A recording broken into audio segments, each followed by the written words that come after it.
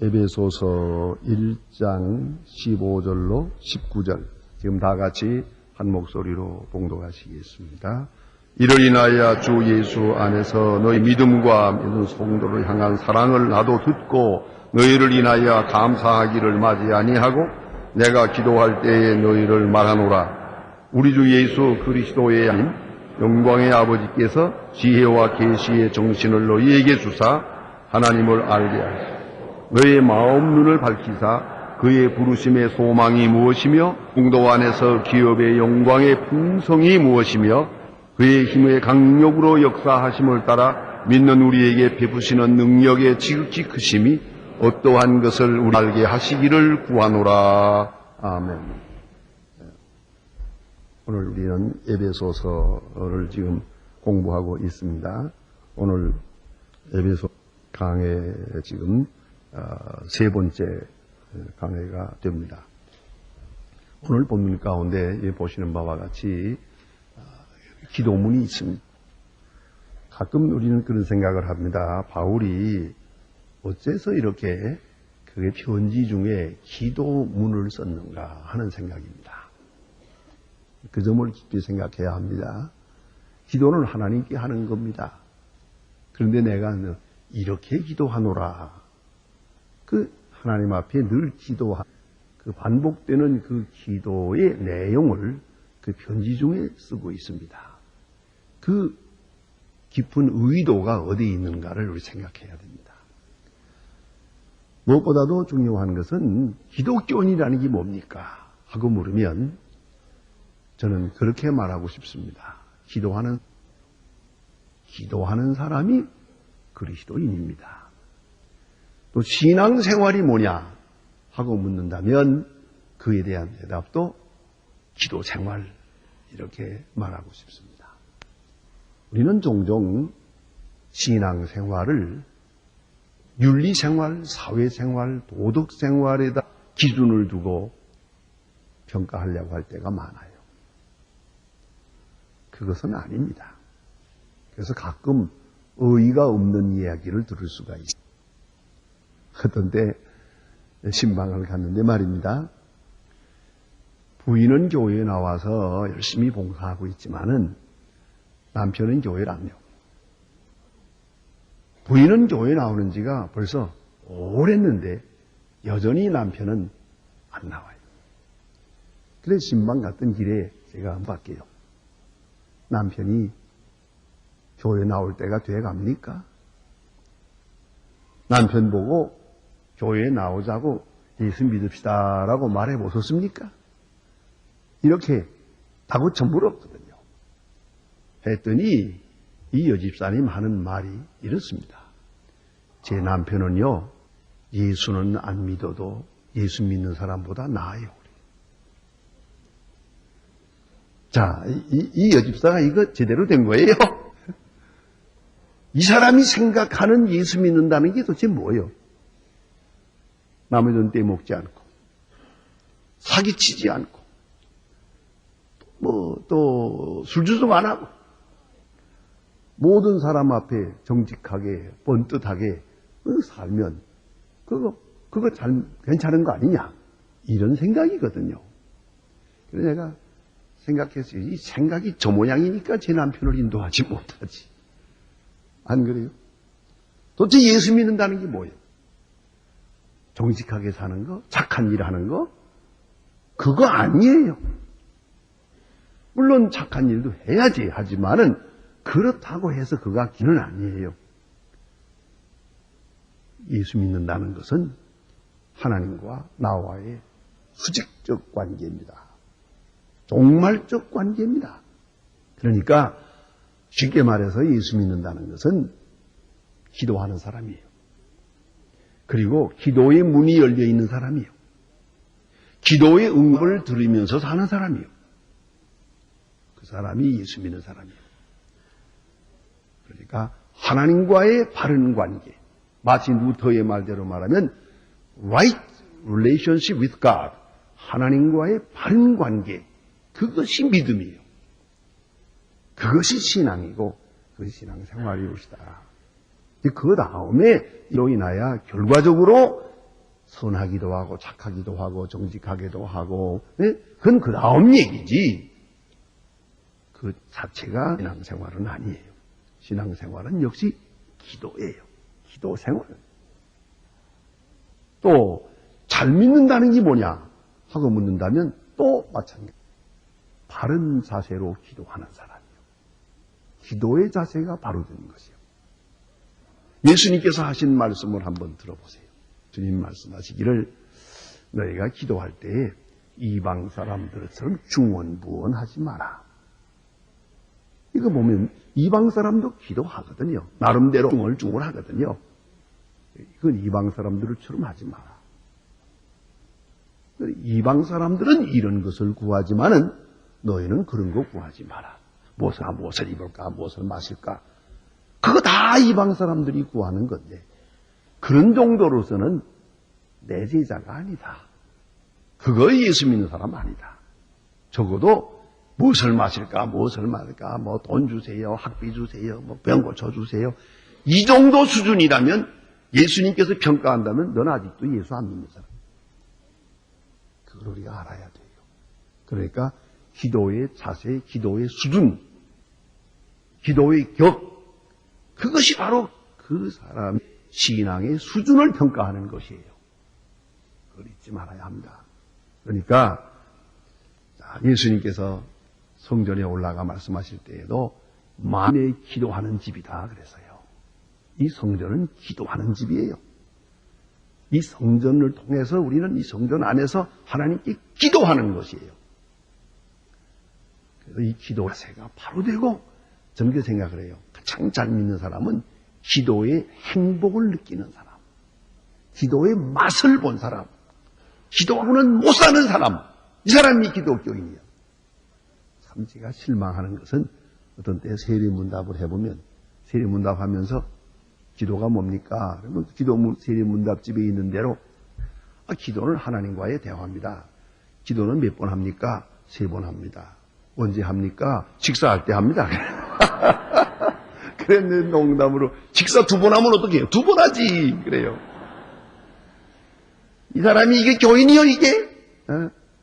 어떤 의미에서 교회 오고 들락날락하고 뭐 그거 아니에요. 그거 가지고 교인 아니에요. 하나님과 나 사이에 이 기도가 이게 열려야 되는 거예요. 그리고 기도하는 재미가 나야지요. 기도에 푹 묻혀서 신비로운 행복을 느낄 수 있어야 돼요. 그게 바로 수준급의 기독교인이다. 하는 것을 잊지 말아야 합니다. 그래서 사도 바울은 그의 편지 가운데 에베소서에도 3번이나 있는데 바울 서신 중에 보면은 종종 편지 내용 가운데 기도문이 나와요. 이건 하나님께 기도하는데 왜 기도문을 썼느냐? 여러분도 좀 그러세요. 남편이 멀리 가 있어요. 편지할 때 거기다가 기도를 쓰세요. 나는 이렇게 기도합니다. 쓰세요. 아들에게 편지에 뭐 이마 잘 있냐, 뭐랬냐, 뭐 애인하고 잘 있냐 그 소리 하지 말고 나는 이렇게 기도하노라 하고 기도를 쓰세요. 이 기도문을 썼다는 것은 뭐냐면 신령한 사랑을 말하는 것이요. 사랑 중에 최고의 사랑이 나는 당신을 위해 기도합니다. 얼마나 중요해요. 제가 신학대학에 다닐 때에 나가서 돕던 교회에 있어요. 그런데 그 교회에 사찰 집사님이 있어요. 그 할머니가 20년 후에 만났는데 놀랐어요. 김송덕 집사님이라고 하는 분인데 딱 나를 만나더니 목사님 아세요? 제가 그때 목사님한테 약속한 대로 지금까지 20년 동안 하루도 빼지 않고 목사님을 위해서 기도합니다. 깜짝 놀랐어요. 그래서 제가 한마디 했어요. 어쩐 제가 기도할 때 집사님 얼굴이 왔다 갔다 합니다. 그랬어요. 가끔 생각이 나거든요. 그럴 거지. 기도가 통하니까요. 당신을 위해 기도합니다. 최고의 사랑이죠. 이게 무슨 물건 가지고 비교할 수가 없죠. 진실로 위해 기도하는 거 최고의 사랑이에요. 그걸 아셔야 돼요. 그래서 사도 바울이 내가 너희를 위해서 기도한다. 두 번째는 여기 기도하는 가운데 이 기도 내용을 말하. 이건 뭐냐면 이렇게 소원한다 그 말이에요. 이렇게 소원한다. 내 소원이 이거다.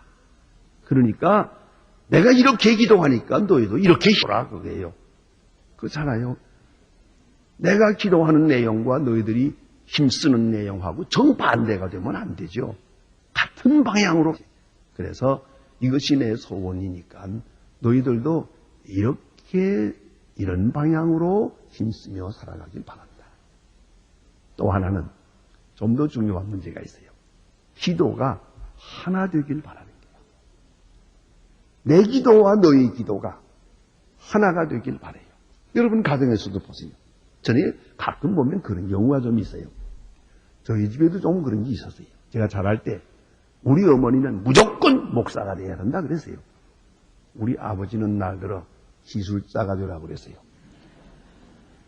우리 아버지가 하나님 앞에 기술자 되게 해주십시오. 간절히 기도하고, 우리 어머니가 목사 되게 해야 간절히 기도하면 하나님은 어느 쪽을 들어야 되나?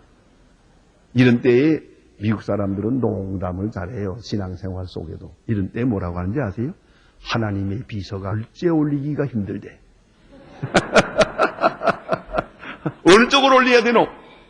이 양쪽에서 열심히 기도하는데. 안 그래요? 이렇게 하면 안 돼. 기도가 하나로 모여야 돼요. 그래야 힘이 있는 거예요. 한 마음 한 뜻이 돼야 돼요. 예?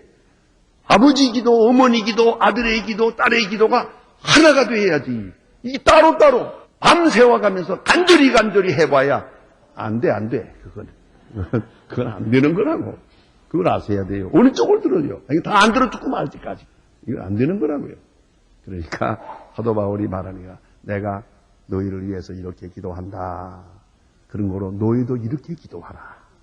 그래서 내 얘기 멀리 있지만은 내 기도와 너희 기도가 하나가 돼서 하나님의 마음으로 움직이도록 그게 되기를 바라는 것이에요. 그래서 기도의 내용을 알리고 있는 것이옵시다. 대단히 중요하지 않습니까? 나는 이렇게 기도하노라. 그래 말하고 있는 것입니다. 또한 여기 기도하는 마음에 대해서 우리가 좀 생각을 해야 돼요. 기도하는 마음이 어디서부터 왔느냐 하면 본문에 이렇게 말하고 있지 않습니까? 주 예수 안에서 너희 믿음과 모든 성도를 향한 사랑을 나도 듣고 너희를 인하여 감사하기를 맞이 아니하고 기도한다 그랬어요. 자, 이 기도의 분위기를 말하는 건데, 여러분 이 기도라는 것은 답답한 상이 있어서 아주 죽을 지경이 돼가지고 물임치면서 이렇게 기도하는 거 하나님이 그것도 들으시지만은 그렇게 큰 힘이 없어요. 가장 위대한 기도는 감사하면서 기도하는 거예요. 빌립보 4장에 보면은 감사함으로 아뢰라. 감사함으로 아뢰라. 그리하면 지각에 넘치는 하나님의 은혜가 한다 그랬어요. 감사함으로 아뢰라. 여러분 그렇지 않습니까? 아이들도 와서 뭘 달라고 할 때 생글생글 웃으면서 전해주신 거 감사하고요. 늘 보호해 주신 거 감사하고. 이렇게 나오면은 벌써 줄 마음이 생기는데 징징 짜면서 나는 뭐 이 집에 태어난 게 불행하고 어쩌다 이 팔자가 잘못돼가지고 이런 식으로 나오면은 영줄 마음 그렇지 않습니까? 그런 거로 하나님 앞에 나오면서도요 생글생글 웃으면서 기도해야 돼요. 예쁘게 보이지. 예쁠로. 예. 그걸 위해 중요합니다. 독일의 어느 신학자가 한 분 한국에 와서 교역자 수양회에서 강연을 하는 걸 제가 통역을 해본 일이 있어요. 이분이 한국 교회를 비판하는데 한국 교인들 찬송 열심히 부릅니다. 기도 열심히 합시다. 그래서 내가 통역을 했지요. 그 다음 말이 좀 거북하더만 기도하는 얼굴이 왜 그 모양이요? 그러더라고요. 울상이요. 죽을상이요. 이거 당초에 보기가 민망하더라고요. 안 그래요? 하나님께서 내려다볼 때 민망하지 않도록 하세요. 죽어 가면서 원망하고 하나님 앞에 주먹질하고 협박하고 별짓 다 해요. 이래가지고 저기서 이게 기도가 되겠냐고 이래가지고야. 강한 마음으로 너의 믿음과 하나님께 대한 믿음, 사람에게 대한 사랑, 믿음, 사랑, 소문을 듣고 내 마음이 깊아. 그래서 내가 감사하면서 하나님 앞에 기도할 마음이 있다. 이게 기도의 분위기예요. 기도의 자세예요. 감사함으로 기쁜 마음으로 하나님 앞에 기도해야 된다 하는 말씀이고요. 기도의 대상에 대해서 오늘 특별한 말을 이 본문에서 좀 엿볼 수 있습니다. 해보니까 이렇습니다. 우리 주 예수 그리스도의 하나님 영광의 아버지, 그리스도의 영광의 아버지 생각해야 됩니다. 예수님 부활하신 다음에 제자 막달라 마리아에게 말씀하시기를 내 아버지 곧 너의 아버지 이렇게 말합니다. 사실은 엄격히 따져 말하면은 하나님은 예수 그리스도의 아버지요. 우리는 예수를 믿어서 하나님을 아버지라고 부르게 된 것이에요. 그걸 잊어야 합니다. 그저 서열로 따지면 예수님만이 진짜 아들이고 우리는 다 양자예요. 그걸 잊지 말아야 합니다. 그러니까 예수께서 우리를 위하여 십자가에 돌아가심으로 해서 우리가 그 공로를 믿고 그 의를 믿음으로써 비로소 우리 하나님의 자녀 된 것이죠. 그러니까 예수의 아버지, 예수의 하나님, 영광의 아버지. 여기서 비로소 우리가 하나님 앞에 하나님 아버지를 부르며 예수의 이름으로 기도하게 된 것이죠. 그런 신학적 의미가 여기에 확실하게 나타나 있습니다. 그리고 기도의 제목을 보십시다. 오늘 기도 제목을 가만히 보면요, 특별한 것은 우리가 흔히 말하는 대로 뭘 달라는 얘기가 없어요.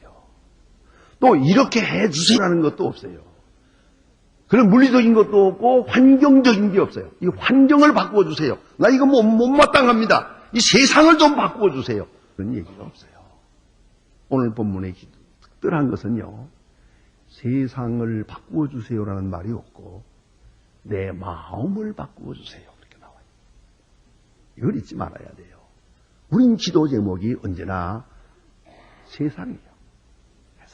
나라를 어떡하고 뭐 세상이 어떻고 가정이 어떻고 남편이 어떻고 자녀가 어떻고 전부 하나님이 해야 할 일만 말해요. 하나님 모르시는 거 아닌데. 나 부동자세요. 하나님이 해야 할 일만 열심히 고발하는 거야. 이 생각하고 보면 하나님 앞에 죄송스러운 겁니다. 참 너는 아는 것도 많다. 아니 내가 해야 할 일은 네가 다 말하고 있구나. 안 그렇습니까? 이거 잘못된 기도예요. 이거는 하나님 앞에 정보 제공하려고 그렇게 몸부림칠 게 아닙니다. 주님이 일찍이 말씀하셨어요. 구하기 전에 아시느니라. 그러잖아요. 그거 모르시는 하나님 아니에요. 그런데 우리는 어떤 때 한 가지라도 빼놓을까 봐. 빼놓고 가다 말고 또 기도해요. 아까 하나 빠뜨렸는데 그거마다 해야지. 그러니까 이거 안 되잖아요. 그래서 오늘 성경을 보면 총체적으로 하시는 말씀은 다 나를 움직여 주십시오. 알게 해 주십시오. 그런 내용이에요. 나 자신을 이게 변화를 달라고 하는 그런 내용으로 되어 있습니다. 먼저의 기도 제목은 뭐냐면 지혜의 정신을 주사 이렇게 말하는데 정신이라고 번역을 왜 그렇게 번역했는지 잘 모르겠어요. 원래는 영어로 말하면 Spirit of Wisdom and Revelation 이렇게 되어 있거든요. 헬라어로 말하면 푸니우마 소피아스 갈룹시스 이랬어요. 그러면 푸니우마 소피아스, 소피아라는 것은 지혜라는 말이고 푸니우마라는 영이라는 말이에요. 그러니까 직전으로는 영인데 이렇게 번역된지 모르는데 왜 소피아, 지혜와 계시라고 말했느냐 하는 것입니다. 왜 지혜와 계시의 영이냐? 바울은 언제나 이렇게 은혜와 진리 이렇게 말하기도 하고 또 은혜와 은사 이렇게 말하기도 하고 특별히 그가 은혜와 은혜와 평강 꼭 그렇게 말하지. 은혜와 평강. 평강은 히브리적이고 은혜는 헬라적이거든요. 여기서도 대조하고 있어요. 그래서 소피아스 이건 헬라적인 거예요. 또 그런가 하면 아포칼립스 계시 이건 히브리적인 거예요. 이 둘을 모아서 그렇게 말하는 것을 있어요. 그래서 지혜의 영 그리고 계시의 영을 주십시오. 이게 첫째 기도입니다. 지혜의 영을 주십시오. 다시 말하면 영감을 주십시오. 성령의 감동을 주십시오. 그런데 그 성령의 별명을 지혜의 영, 계시의 영 이렇게 말하고 있습니다. 그러나 이 표현을 이렇게 두 가지로 했지만은 내용은 같은 겁니다. 지혜는 하나님께로부터 오는 겁니다. 그래서 지혜의 영이 우리에게 와야 비로소 우리가 지혜로운 사람이 될 수 있고, 계시의 영이 우리에게 임해서 우리가 비로소 하나님을 알 수가 있거든요. 그래서 지혜의 영과 계시의 영을 주셔서 하나님을 알게 해주세요. 결국은 뭡니까? 내가 그 영을 받아서 하나님을 알게 해주세요. 그러니까 흔히 쓰는 말로 말하면 성령 충만하게 하옵소서, 그런 내용이옵시다. 여러분 깊이 생각해야 합니다. 우리가 이렇게 마음에 이렇게 성령의 역사가 있어야 되거든요. 그래야만 비로소 하나님의 세계를 알 수 있거든요. 재미있는 얘기 하나 하겠습니다. 어떤 사람이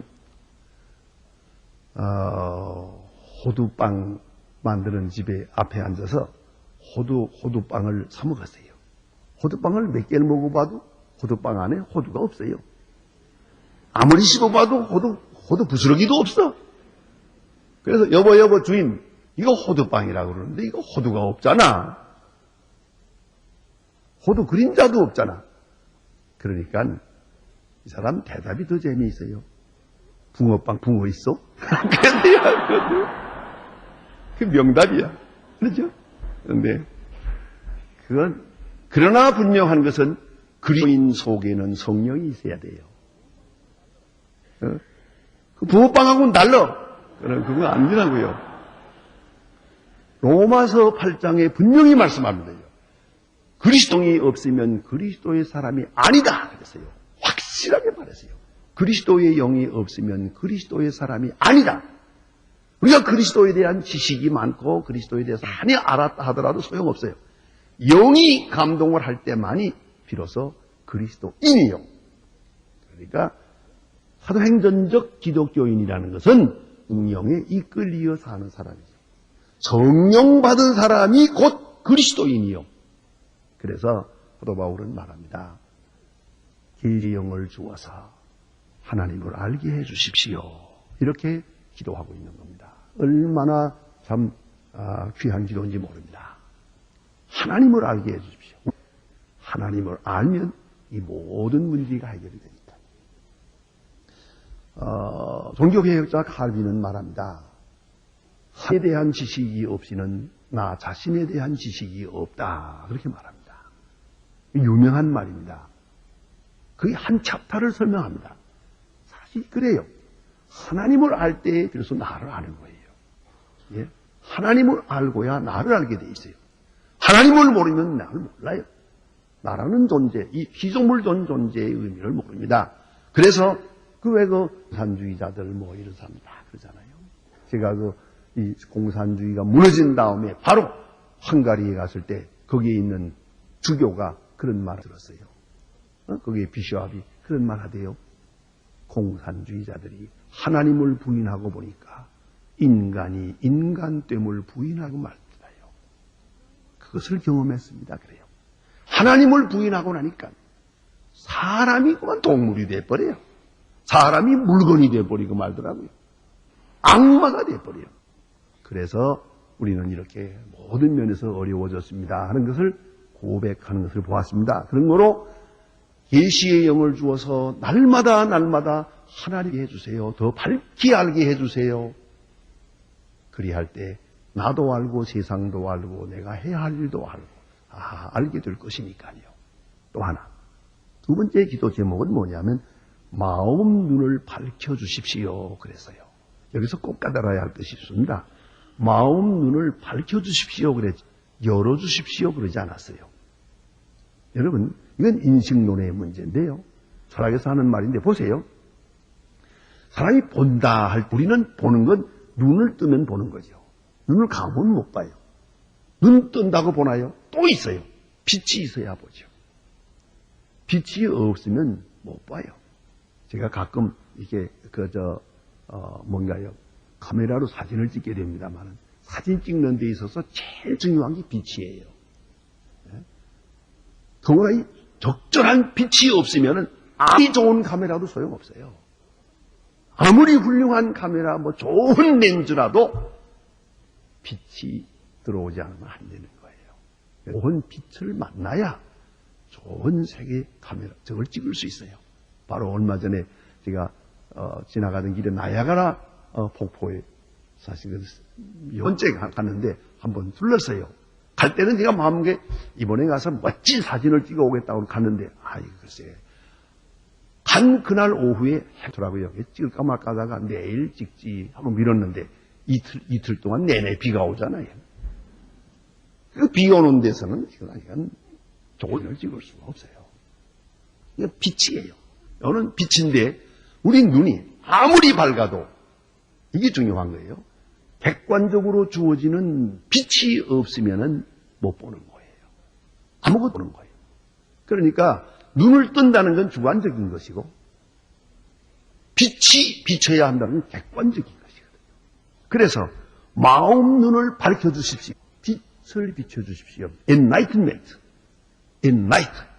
빛을 비춰주십시오 하는 뜻이에요. 이 헬라 원문대로 보면요. 하나님이여 우리 마음에 빛을 주세요. 그래서 우리 눈을 떠서 만물을 밝히 보게 해주십시오. 그런 말이에요. 하나님께서 빛을 비춰주지 않으면 우리의 눈은 무효요. 우리의 지혜도 소용없어요. 우리의 많은 지식도 아무 소용없어요. 하나님께서 은혜의 빛을 우리에게 비춰주셔야만 비로소 우리가 밝히 만물을 볼 수 있기 때문입니다. 자, 그런데 그럼 뭘 보자느냐 하는 거죠. 보는데도 중요한 게 있습니다. 자, 우리가 죄와 시정욕과 시기, 질투로 다 어두워졌지요. 이제 주께서 벌써 객관적으로 하늘의 빛을 쫙 성령의 빛을 비춰줄 때 비로소 우리가 밝히 보게 되는데 오늘 문에서 뭘 말하는 거 아니에요? 빛을 비추어서 마음 눈을 밝혀주어서 나로 하여금 알게 해주려. 이 안다는 말하고 본다는 말이 헬라 말에서는 같아요. 영어도 그런 게 있죠. 영어도 뭐라고 물으면 I see 그러면 그 see라고 하는 말이 본다는 말도 안다는 말도 돼요. 예? 내가 본다가 아니에요. I see 그러면 내가 안다 그거지. 예? 안다는 말과 본다는 말을 같은 말로 사용하는데 다행히도 헬라어도 같은 말이에요. 그러니까 마음 눈을 밝혀서 보게 해주세요. 알게 해주세요. 그런 말입니다. 뭘 알게 해다느냐 그러면 부르심의 소망을 알게 해주세요. 밝히 보아야 돼요. 이거 마음 눈이 밝아야 볼 수 있어요. 여러분 마음 눈으로 보는 거 아세요? 눈으로 보는 게 아니에요. 마음으로 보는 거예요. 사람 마음의 눈을 가지고 보면 다 아름답게 보여요. 이 마음이 어두워지면 다 캄캄하게 보여요. 그건 우리가 부인할 수 없잖아요. 그래서 유명한 얘기가 있잖아요. 대사와 이성계의 이야기. 늘 이렇게 친했다면요. 근데 이성계가 어느 날 좀 짓궂은 얘기를 해. 무학대사를 이렇게 들여다보다가 자네는 그 얼굴이 돼지 상이네 그려. 그 돼지 닮았다고. 그러니까 무학대사는 또 저 용안을 우러니 하는 말이 임금님은 부처님 상입니다. 이거 이성계가 한마디 했답니다.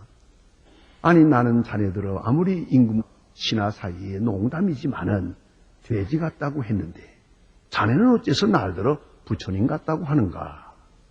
무학대사가 시침을 따고 하는 말이 그거야 물론 자기 마음 생긴 대로 남의 얼굴 보는 거 아닙니까? 그렇잖아요. 당신은 마음이 돼지 같으니까 나를 돼지로 봐. 나는 마음이 부처님 같으니까 모든 사람을 부처님으로 봅니다. 거기서 한 대 얻어맞았대요. 꼼짝 못하고. 사실이에요. 우리 마음이 빛이 있어서 마음이 사랑으로 충만하고 은혜로 충만하면 모든 것이 밝아요. 모든 것이 아름다워요. 세상은 참으로 아름다운 거예요. 예? 나는 그 아름답다고 하니 생각납니다만은 헬렌 케라 여사 얼마나 불행했습니까? 한평생이 장님이요, 귀머거리요, 벙어리요. 그렇게 한평생을 살아 마지막 세상 떠날 때 나의 일생은 참으로 아름다웠다. 그러고 갔어요. 그 마음에 빛이 있으니까, 마음에 밝으니까 그렇게 한평생이 아름다웠던 거예요. 예. 그러니까 마음의 눈이 밝아야, 이 밝은 빛을 받아야 우리가 밝히 보겠는데, 물론 세상도 보고 나도 봐야겠지만 가장 핵심적인 게 뭐냐? 오늘 본문에 세 가지를 말하고 있어요. 소망, 기업, 능력. 이 세 가지를 말하고 있어요. 이걸 보게 해주세요. 이걸 알게 해주세요. 라고 말합니다. 부르심의 소망. 이건 미래입니다. 여러분, 미래를 볼 줄 알아야 돼요. 다음이 뭡니까? 다음에 있는 일이 뭡니까? 미래를 볼 줄 알아야 돼요. 유명한 얘기가 전해집니다. 불란서의 어떤 학생 하나가 법과대학 졸업반에 다니는데 이제 마지막 학기가 됐어요. 학비가 모자라서 신부님께 가서 부탁을 합니다. 학비를 좀 도와주세요.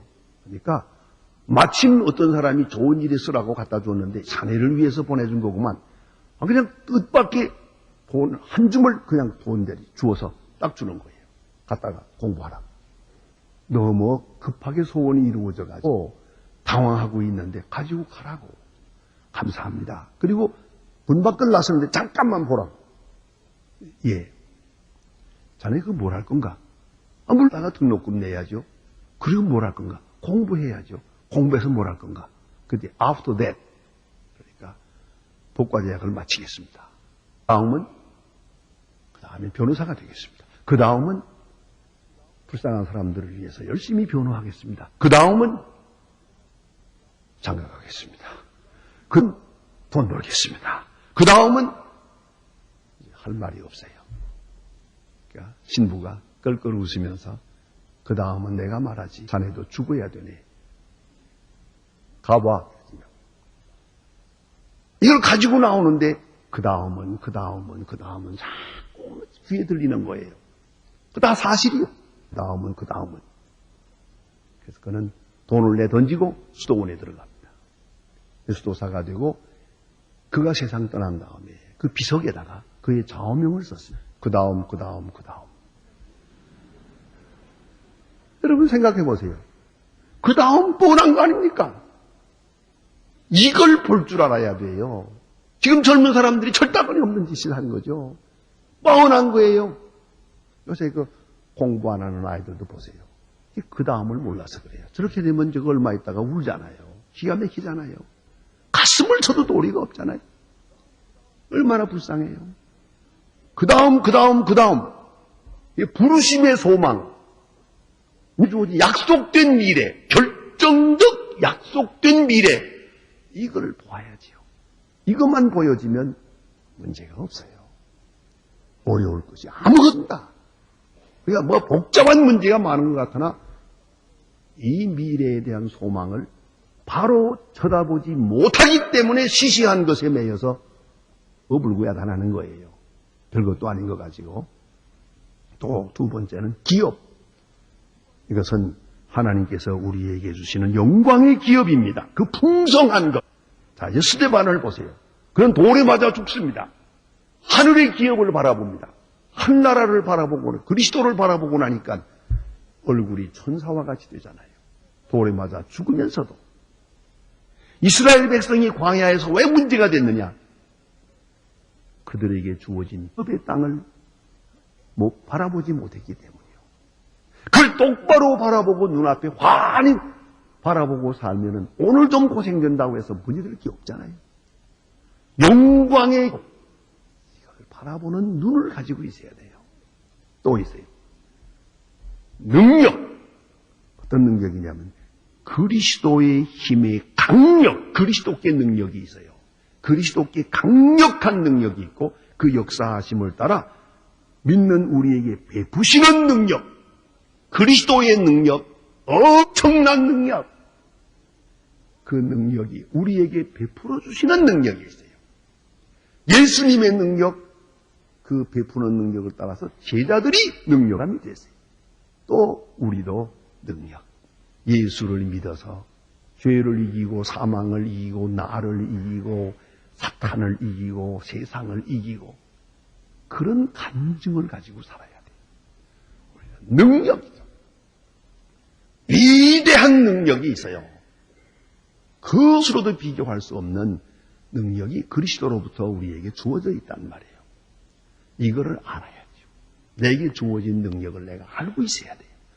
보고 있어야 돼요. 그러면은 이제 우리 앞에 있는 문제가 하나도 문제될 것이 없는 것이에요. 그래서 사도 바울은 이렇게 기도하고 있는 거예요. 하나님이 마음 눈을 밝혀서 자, 우리 앞에 있는 소망, 기업, 능력을 알게 해 주십시오. 거기까지만 기도했어요.